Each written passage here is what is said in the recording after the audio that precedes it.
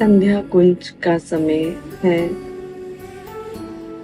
सभी सखियों ने मिलकर प्रिया प्रीतम जी की प्रसन्नता के लिए बहुत ही सुंदर फुलवारी सजाई है, कुंजे सजाई हैं तरह तरह की। और ललिता सखी के आदेश से सखियां सब प्रिया प्रीतम जी को मोहन महल से लेने के लिए जाती हैं और उनको संध्या कुंज में लेकर आती हैं। संध्या कुंज के बाहर बहुत ही सुंदर फुलवारी बनी हुई है। सुंदर सुंदर फव्वारे हैं, सुंदर वृक्ष हैं चारों तरफ। सखियां हाथ पकड़कर श्री जी का और श्याम सुंदर जी का सुंदर फुलवारी दिखाने लगते हैं कि देखो लाडली लाल जी कितने सुंदर सुंदर पुष्प हैं, लताएं हैं, कितनी फब रही है ये फुलवारी रंग बिरंगे पुष्पों की। फूलों के फव्वारे दिखाती हैं सुंदर सुंदर, मानो उसमें से जल की जना फूल बरस रही हों और फूल ही सरोवरों में बह रहे हों। चारों तरफ का ऐसा नजारा है सुंदर कि फूल ही फूल दिख रहे हैं। सखियां हाथ पकड़कर प्रिया प्रीतम जी को अंदर ले जाती हैं। फूल बाग में भी जो फुवारे लगे हुए हैं उसमें से प्राग कणों के धाराएं बह रही हैं। फिर दिखाती हैं सखियां, देखो प्यारी प्यारी जो नभ में जो ये इंद्रधनुष छाया हुआ है सतरंगी, कितना सुंदर लग रहा है। और ये बादल घुमड़ घुमड़ कर जैसे आपके साथ साथ चल रहे हैं, इनकी शोभा को निहारो। प्रिया प्रीतम जी को वो चारों तरफ सुंदरता दिखा रही हैं और राधा माधव भी आश्चर्यचकित होकर सुंदर फुलवारी को देखकर उनकी बड़ाई कर रहे हैं और देख देख कर आनंदित हो रहे हैं। केसर के फुवारे हैं, रंग बिरंगे गुलाल के फवारे हैं, कितने सुंदर कितने अद्भुत हैं ये फवारे। घने घने फूलों से बने हुए ये फुलवारियां बहुत ही सुंदर लग रही हैं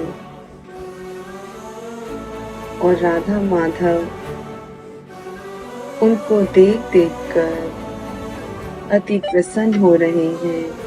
उनका मन मुस्कुरा रहा है और जो सखियां उनके संग संग चल रही हैं वो सखियां सबकी सब राधा जी की स्वभाव और सूरत वाली हैं, उनकी तरह ही वो लगती हैं और उनकी सेवाओं में नियुक्त जैसे ललिता जी और फूल सखी ने उन्हें निर्देश दिया है वैसे ही वह सेवाएं कर रही हैं।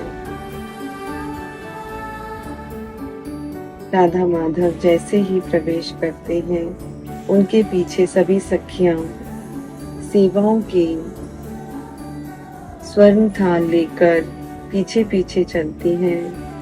सेवा सामग्री है सब सखियों के हाथ में, किसी के हाथ में जलझारी है, किसी के पास बीजना है, किसी के पास रत्न जड़ित चवर है, किसी के हाथ में रतन जटित दर्पण है जो बीच बीच में श्री राधा रानी जब देखती हैं अपने सौंदर्य को कि मेरा सौंदर्य कहीं से बिगड़ा तो नहीं है, राधा रानी अपने श्याम सुंदर जी के लिए बार बार अपने मुख को निहारती हैं और अति प्रसन्न होती हैं।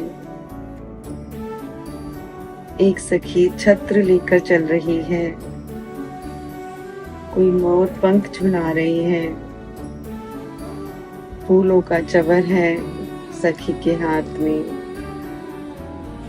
पीक दानी है सखी के हाथ में, बन का डब्बा है, इत्र है।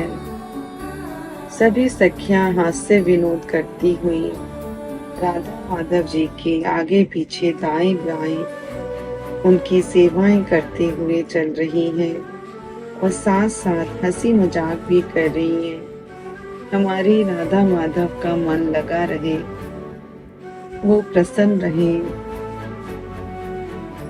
खुश रहे, उनके लिए वो सब यही लीलाएं कर रहे हैं। राधा माधव के संग जो सखियां चल रही हैं वो बार बार ध्यान रखती हैं, हमारे लाडले लाल जी बड़े कोमल हैं और वो बड़ी जल्दी थक जाते हैं, तो कहीं हमारे राधा माधव थक तो नहीं गए हैं। वो बार बार उनके मुख को निहारती हैं, उनके हाव भाव को देखती हैं, समझती हैं और एक एक क्षण उनके हाव भाव की प्रतिक्रिया का ध्यान रखती हैं। इतना प्रेम करती हैं सखियां कि उनको हर क्षण वो सांस भी लेते हैं तो उन्हें एहसास होता है। सखियां सुंदर फूल बंगलों के भीतर प्रिया प्रीतम जी को लेकर चलती हैं। फूलों के बंगले बने हुए हैं, अति सुंदर बंगले हैं। कई कई मंजिल के फूल बंगले सखियों ने तैयार किए हैं।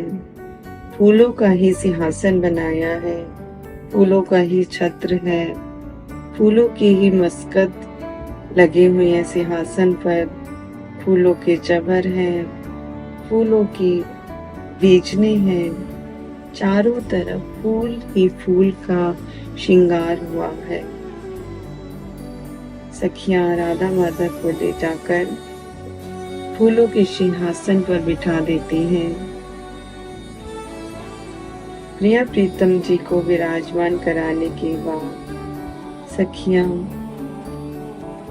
उनको दिखाती हैं कि देखो चारों तरफ ये फूलों का श्रृंगार आपके लिए हमने बहुत प्रेम से बनाया है।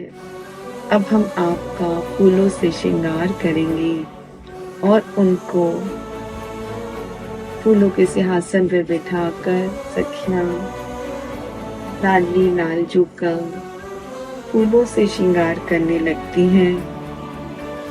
फूलों की ही चूड़ियां हैं, फूलों के हार हैं, फूलों की चंद्रिका है, फूलों की करधनी है, पायल है, फूलों के ही झुमके हैं, गजरे हैं।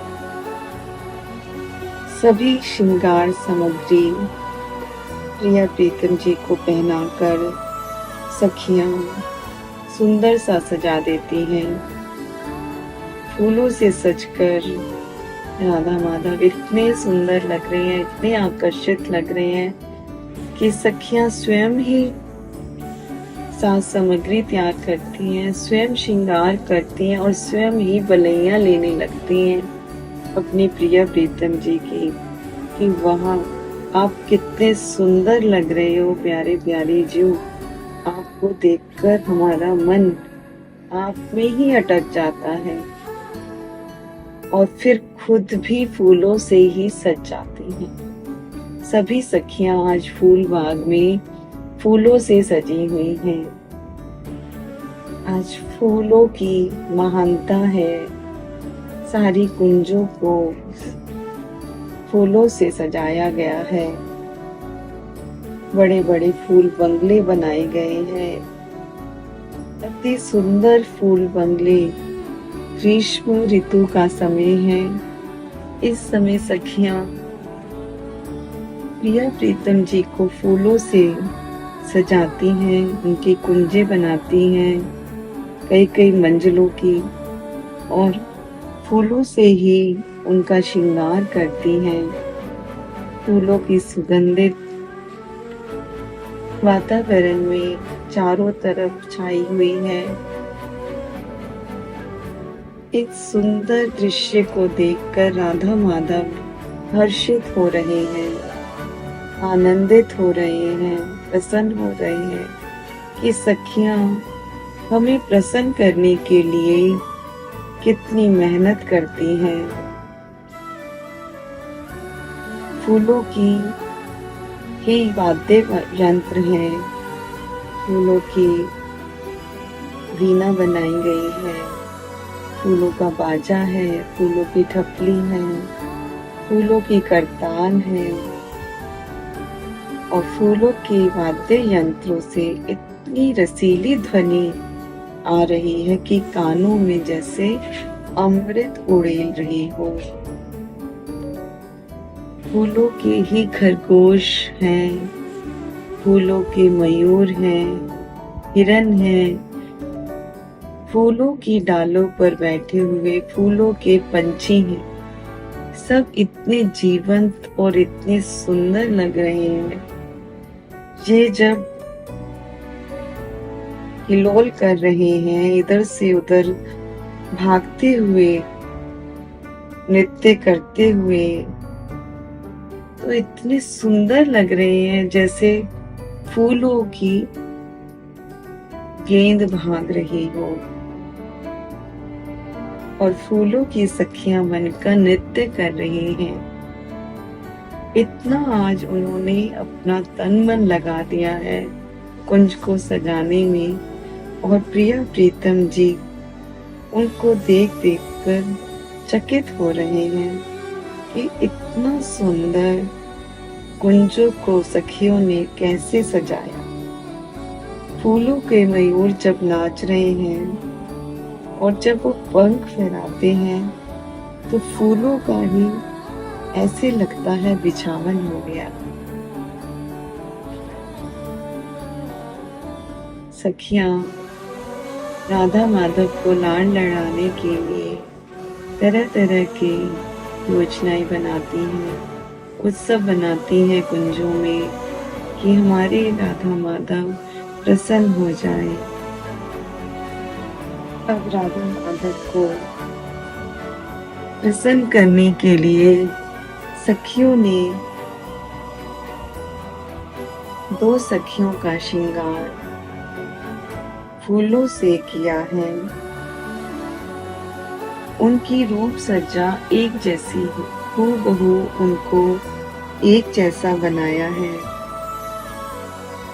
सिंहासन पर बैठे हुए राधा माधव सोच रहे हैं और चकित हो रहे हैं कि उन्हें एक जैसा श्रृंगार कैसे कर दिया। उनके हाव भाव सब एक जैसे ही लग रहे हैं।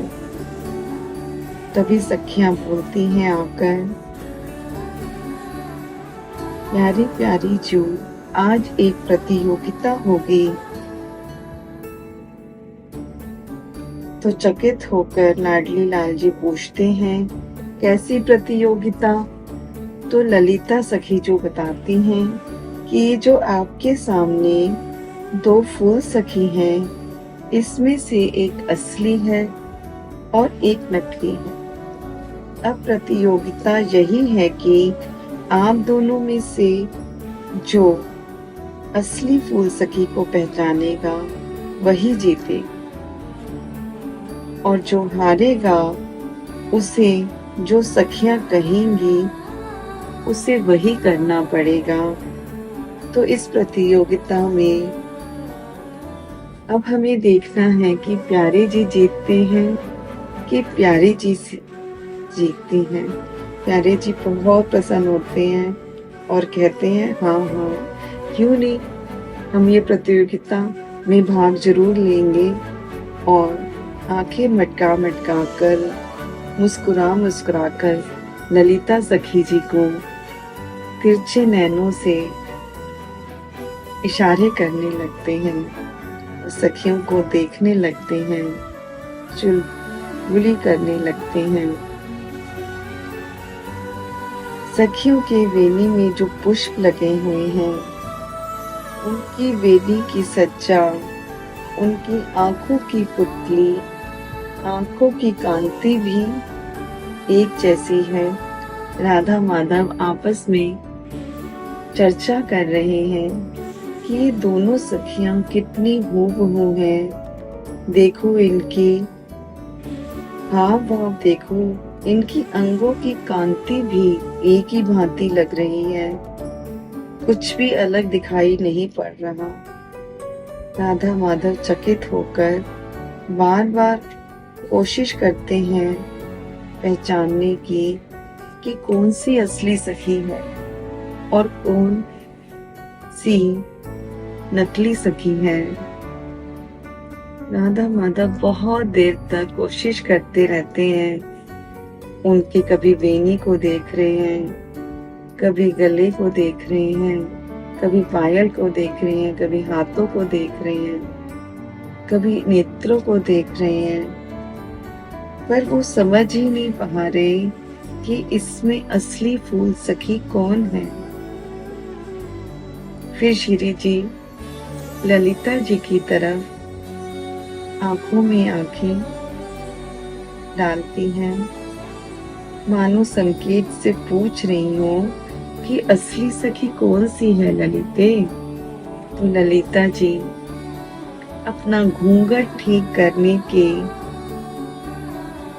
तरह सबको दिखा रही हैं कि मैं घूंघट ठीक कर ली हूँ, और उसके माध्यम से श्री जी को इशारा कर देती हैं कि असली सखी कौन सी है।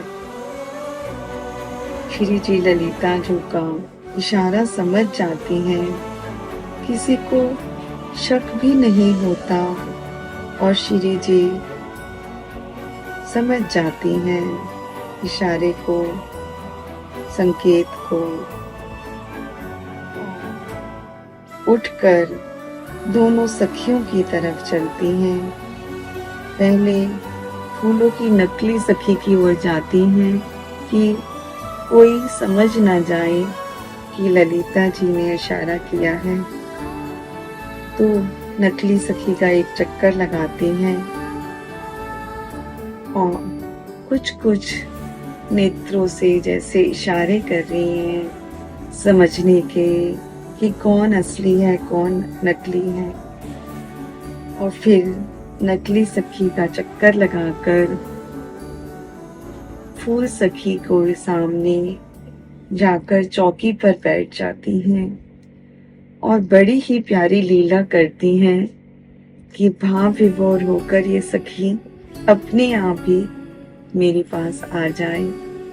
और श्री जी अपनी दोनों बाहें फैला लेती हैं, और जैसे ही श्री जी उसे पुकारती हैं, आओ सखी आओ सखी, तो वो सखी एकदम से प्रेम में पिघल जाती है और भूल जाती है कि वो प्रतियोगिता में भाग लिए हुए हैं, भाग कर श्री जी के गले लग जाती है। प्यारे प्यारे जी दोनों हंसने लगते हैं और सभी सखियां भी हंसने लगती हैं, ताली बजाने लगती हैं। प्यारे कहते हैं, वाह राधे, तुमने तो पहचान लिया, मुझे तो समझ ही नहीं आया। प्यारी जी फूल सखी को अपने हृदय से लगाकर दोबारा से राधा माधव सिंहासन पर बैठ जाते हैं। और ललिते कहती हैं कि श्री जी जीत गई हैं और श्याम सुंदर हार गए हैं। तो श्याम सुंदर तिरछी नयनों से ललिते को देखते हैं। सचमुच ललिते, श्री जी जीत गई हैं। श्याम सुंदर बहुत प्रसन्न है, पर जब ललिते उनको इशारा कर रही थी तो श्याम सुंदर ने देख लिया था। श्याम सुंदर तो स्वयं ही चाहते हैं कि राधा ही हमेशा जीते, तो वो ललिते को कहते हैं, ललिते, राधे को मानना पड़ेगा, बहुत चतुर है हमारी राधे। देखो कैसे पहचान लिया फूल सखी को उन्होंने। और ललिते कहती है, अपना पल्ला सही करके जैसे थोड़ी सी सकुचा गई है, वो जान गई है भीतर से कि श्याम सुंदर को मेरा संकेत दिख गया था। तो अब वो कुछ थोड़ा सा बोल नहीं पा रही हैं, झिझक रही हैं, तो श्याम सुंदर स्वयं ही इस दृश्य को सही करने के लिए बोलते हैं, बताओ सखियों कि मुझे अब कौन सी चुनौती स्वीकार करनी है। अब मैं हार गया हूं ना राधे से, तो बताओ मुझे क्या करना है। तो सखियां कहती हैं, हम प्यारी जी को पुष्पों से सजाएंगे और उनके एक अंग को छोड़ देंगे। आपको उन्हें पहचानना है। अगर आप पहचान गए तो आप चुनौती में सफल हो जाएंगे। अगर आप नहीं पहचान पाए तो आपकी बंशी को एक प्रहर के लिए हमारे पास रहना होगा। श्याम सुंदर बड़ी उत्सुकता से बिना कुछ सोचे समझे हाँ हाँ करते हैं, हाँ हाँ मैं तैयार हूँ उस चुनौती के लिए। सखियां बोलती हैं, प्यारे सोच लो। और प्यारे ऐसे अपनी उंगली को गालों पर रखते हुए सोचने की मुद्रा बनाते हैं और कहते हैं, हाँ हाँ सखियों, मैंने सोच लिया है, मैंने विचार कर लिया है। सखियां सभी बहुत प्रसन्न होती हैं, उछलती हैं और ताली बजाने लगती हैं और श्री जी को सिंहासन से उठाकर एक दुल्हन की तरह कमल वन में ले जाती हैं, जहाँ चारों ओर सुंदर ही सुंदर कमल के पुष्प हैं, रंग बिरंगे, लाल, पीले, नीले, हरे, गुलाबी, सुनहरे, चमकीले पुष्प के पुष्प हैं। पूरा वन कमल से बना हुआ है। श्री जी को सखियां कमल चौकी पर बिठा देती हैं और कमल कुंज कमलों की सुगंध से महक रहा है।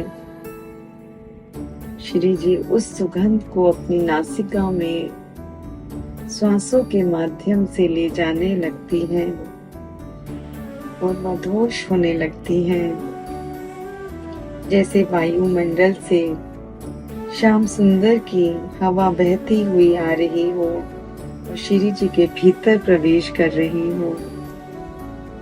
सब सखियां कमलों से श्री जी का श्रृंगार करने लगती हैं, उन्हें सजाने लगती हैं और उनके हाथों को उठाकर उनके शीश पर धर देती हैं। श्री जी के हस्त कमल कमल की तरह है, इसलिए उनके हस्त कमलों को कर कमल भी कहा जाता है। उनकी उंगलियां बिल्कुल कमलों की पंखुड़ियों की तरह कोमल कोमल गुलाबी गुलाबी हैं। सखियां श्री जी के अंगों को कमलों से ढक देती हैं। सारे अंग कमल से ढक देने के बाद उनकी जो हाथों को ऊपर रखा है, उनकी एक उंगली को वो कमल से नहीं ढकती हैं, ताकि लालजू उन्हें पहचान पाए कि यही श्री जी हैं। अब ललिता जू पूछती हैं, सखियां श्री जी फूलों से पूरी ढक गई हूँ, सुशोभित हो गई हूँ, तो श्याम सुंदर को कमल वन में लेकर आओ। सभी सखियां भागी भागी दौड़ी दौड़ी जाती हैं और श्याम सुंदर को प्रेम से सादर आदर करते हुए उनको कमल वन में लेकर आती हैं। श्याम सुंदर आते हैं, देखते हैं बहुत ही सुंदर कमल वन है और ध्यान पूर्वक इधर उधर देखने लगते हैं। ललिते कहती है, श्याम सुंदर, अब आप पहचानो कि इसमें से हमारी श्री जी कहाँ है। तो श्याम सुंदर ध्यान पूर्वक सबका निरीक्षण कर रहे हैं। निरीक्षण करते करते देखते देखते वह चलते जा रहे हैं कमल कुंज में। जैसे वो श्री जी के पास पहुंचते हैं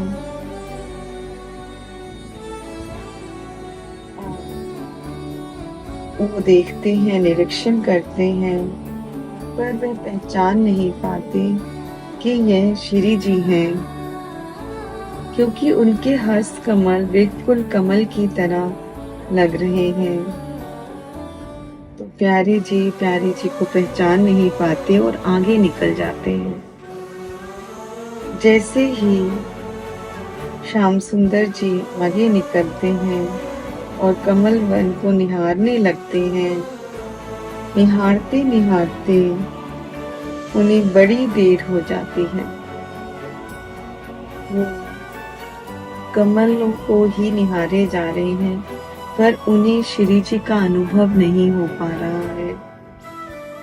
बहुत देर तक जब वो निहारते रहते हैं और श्री जी को देख नहीं पाते, तो लालजू को विरह होने लगता है और वह विरह से कांपने लगते हैं। उन्हें विरह से युक्त देखकर श्री जी भी विरह से भर जाती हैं और कांपने लगते हैं। श्याम सुंदर जैसे ही देखते हैं कि कमल वन में जितने भी कमल हैं सब स्थिर हैं, पर एक कमल हिल रहा है। श्याम सुंदर समझ जाते हैं कि यह कमल नहीं, श्री जी के कर कमल है। श्री जी की उंगलियां कर कमलों के समान अरुणी सी लालिमा लिए हुए हैं। तो श्याम सुंदर भ्रमित हो जाते हैं, उन्हें वो पहचान नहीं पाते तब, पर कंपित पुष्पों को देखकर वो समझ जाते हैं और बड़ी चतुराई से प्यारे जी कहते हैं कि मैं अपनी राधे के लिए एक कमल तो ले लूं इस कमल वन से। और वह आगे बढ़ते हैं श्री जी की तरफ और श्री जी के कर कमलों को पकड़ लेते हैं और जैसे ही उठाने की उन्हें मुद्रा बनाते हैं कि कमल को वो ले रहे हैं, श्री जी चौकी से खड़ी हो जाती हैं और प्यारे जी को आलिंगन कर लेती हैं। उनकी विरह देखकर श्री जी से नहीं रहा जा रहा और उनको आलिंगन करके इस विरह का नाश करती हैं। सभी सखियां देखकर प्रसन्न हो जाती हैं और ताली बजाने लगती हैं और बड़ी आनंदित होती हैं इस छवि को देखकर कि कैसे हमारे युगल सरकार प्रेम से परिपूर्ण, प्रेम भरा हुआ है। कैसे इनमें वो इस दिव्य लीला को देखकर सभी सखियां मनमोहित हो जाती हैं। वाह प्यारे, आपने पहचान लिया, ललिते कहती हैं। ऐसे विहार करते हुए, लीला करते हुए सखियों को और राधा माधव को 4 प्रहर बीत जाते हैं संध्या कुंज में। सभी सखियों को परम सुख मिल रहा है। सभी सखियां प्रिय प्रीतम जी की मनुहार करती हैं और संध्या कुंज की तरफ चलने लगती हैं कि हमारे लालजू अब थक गए हैं, इन्हें भूख भी लगी होगी, और उनको संध्या कुंज की तरफ लेकर जा रही हैं। बादलों में लालिमा छा गई है, जैसे अरुणाई होती है कि सूर्य देव जी अस्त हो रहे हैं, तो पूरा बादल लाल लाल हो गया है, अति सुंदर दिखाई दे रहा है। संध्या का समय है। सखियों ने मार्ग में पुष्प बिछाए हुए हैं और उन्हीं मार्गों से होते हुए राधा माधव जी मणि मंडल पर प्रवेश करते हैं। अति सुंदर मणियों से सुसज्जित ये कुंज स्वयं प्रकाशमान है। मणियों से इतना प्रकाश निकल रहा है कि ये कुंज उसके प्रकाश से स्वयं ही प्रकाशमान हो रही है। सभी सखियां दूल्हा दुल्हन की तरह प्रिया प्रीतम जी को अंदर लेकर जाती हैं और उन्हें रतन जटित सिंहासन पर बिठाती हैं। सखियों ने अति सुंदर संध्या कुंज का श्रृंगार किया है, रत्नों से मणिमंडल सजाया है।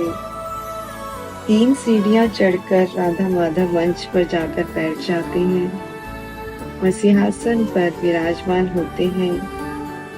प्रिया प्रीतम जी वे हार करके आए हैं, तो सभी सखियां उन्हें निहारती हैं और कहती हैं कि इन्हें हमारी नजर लग गई होगी। ललिते जी रंग देवी जी को पुकारती हैं और कहती हैं कि रंग देवी, दीपावली के थाल से प्रिया प्रीतम जी की संध्या आरती करो और इनकी नजर उतारो। रंग देवी जो आकर प्रिया प्रीतम जी की आरती करने लगती हैं, वो सभी सखियां जय जयकार करती हैं और अपना प्रेम भाव प्रकट करती हैं। राधा माधव उसके बाद प्रसाद जो भोग उन्होंने लगाया है सभी सखियों को बांटते हैं प्रेम से। ये सखियां कितनी मेहनत करती हैं सारा दिन हमें लाड लड़ाने में, और उसके पश्चात सभी सखियां नृत्य गान करके उन्हें रिझाने लगती हैं।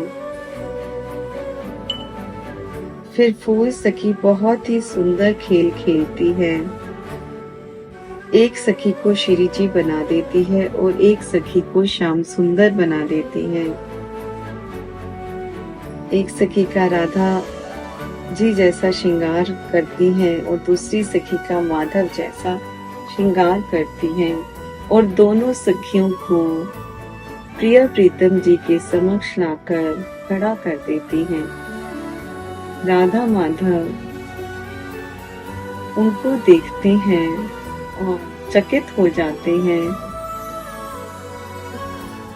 प्यारी जू से कहते हैं कि सखी, ये कैसा आश्चर्यचकित दर्पण है कि हम दोनों तो सिंहासन पर बैठे हुए हैं और इस दर्पण में हम खड़े हुए नजर आ रहे हैं। बड़ा ही विचित्र दर्पण है, आश्चर्यचकित करने वाला। सभी सखियां हर्ष पड़ती हैं। राधा माधव उन दोनों सखियों के पास आकर खड़े हो जाते हैं और उन्हें देखने लगते हैं। राधा माधव खुद ही भ्रमित हो जाते हैं कि असली राधा माधव कौन है।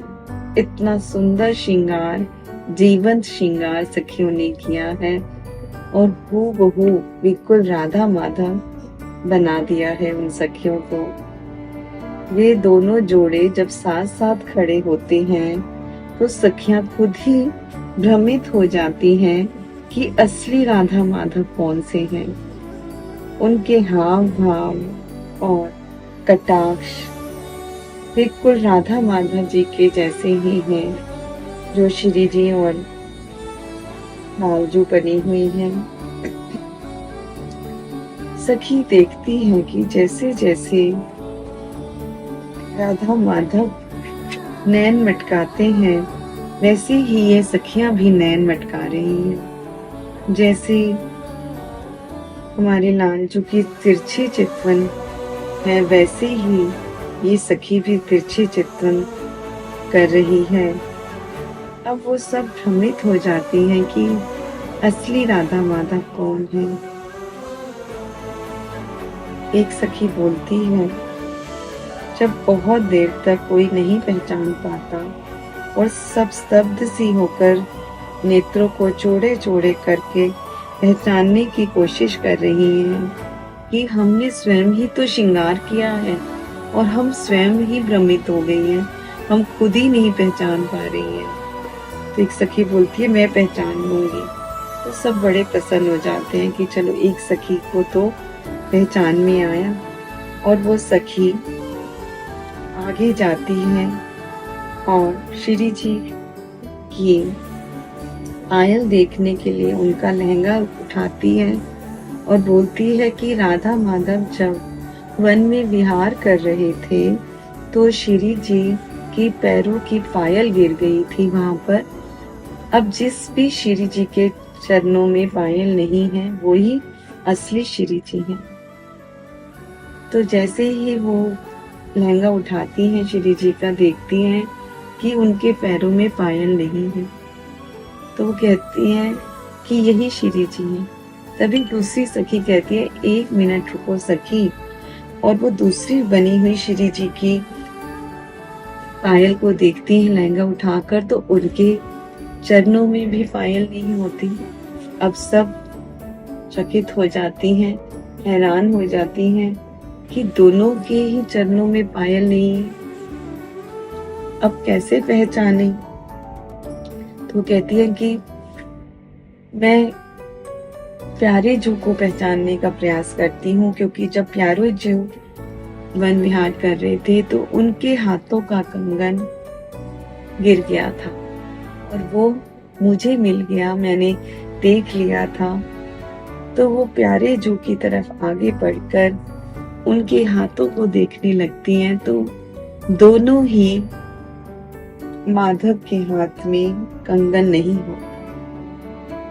अब तो सभी सखियां हैरान हो जाती हैं और फैसला करती हैं कि अगर हमें असली प्रिया प्रीतम जी का पता लगाना है तो अब ये दोनों जोड़ियां नृत्य करेंगी और हम पहचान लेंगे कि असली कौन है और नकली जोड़ी कौन सी है, क्योंकि प्यारे जो प्यारी जैसा नृत्य कोई भी नहीं कर सकता। रास मंडल पर रास करने के लिए दोनों जोड़ियां रास मंडल पर चढ़ जाती हैं और नृत्य शुरू करने लगती हैं। जैसे जैसे राधा माधव नृत्य करते हैं, सखियां भी वैसे वैसे ही नृत्य करती हैं।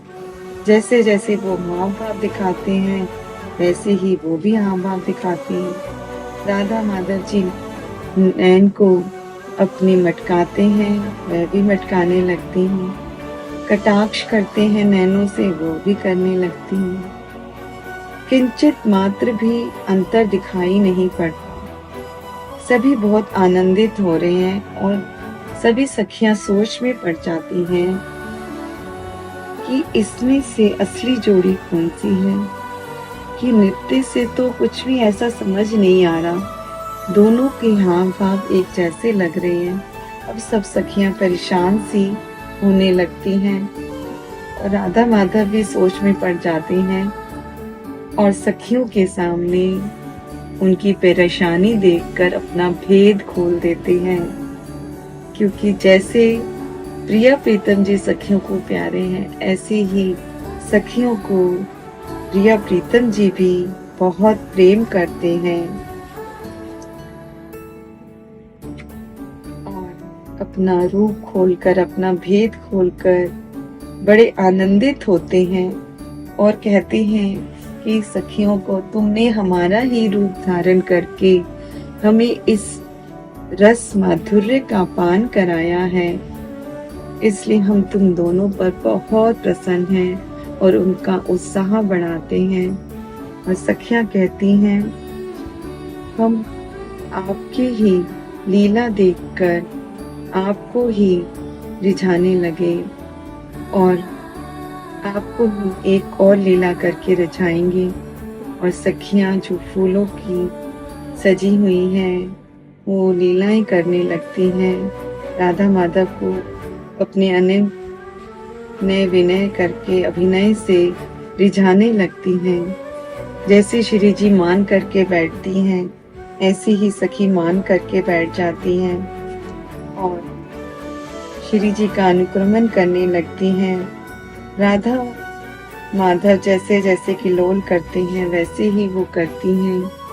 फिर प्यारे जी जैसे बंसी बजाते हैं रास मंडल पर खड़े होके, वैसे ही एक सखी बंसी बजाने लगती हैं और सखियां नृत्य करने लगती हैं।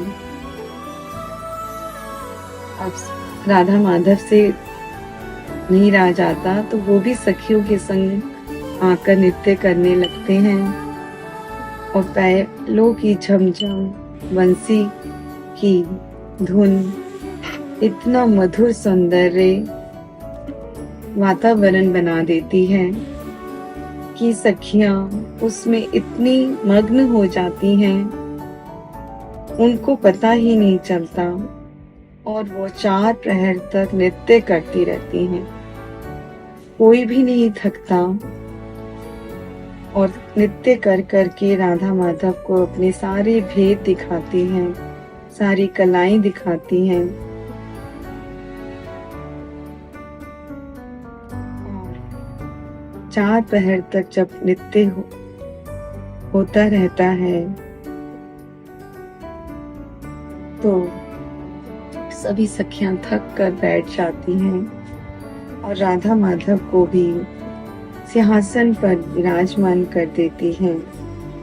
राधा माधव बहुत प्रसन्न होते हैं और सखियों को बहुत आशीर्वाद देते हैं और उन्हें पराभक्ति का वरदान प्रदान करते हैं कि तुम ऐसे ही हमारी सेवा करती रहो और हमसे ऐसे ही वरदान प्राप्त करती रहो। और सखियां भी कहती हैं कि हम आपकी सेवा में ऐसे ही लगे रहें और आपको लाड लड़ाती रहें। राधे रानी एवं अस्तु कहकर सबको वरदान देती हैं और कहती हैं हमारा तुम्हारा हर क्षण प्रेम बढ़ता ही रहे सखियों और एक क्षण के लिए भी हम तुम एक दूसरे से दूर ना हो। और उन्हें पारितोष रूप में अपने आभूषणों को राधा माधव देते हैं। श्री राधा चरण कमल की सेवा शक्ति प्रदान करो, प्यारी करुणामयी राधा पराभक्ति प्रदान करो। सखियां इस तरह से अपने भाव प्रस्तुत करती हैं और सभी आज के मनोरंजन उत्सव की जय जयकार करते हुए सखियां प्रिय प्रीतम जी को प्रणाम करती हैं।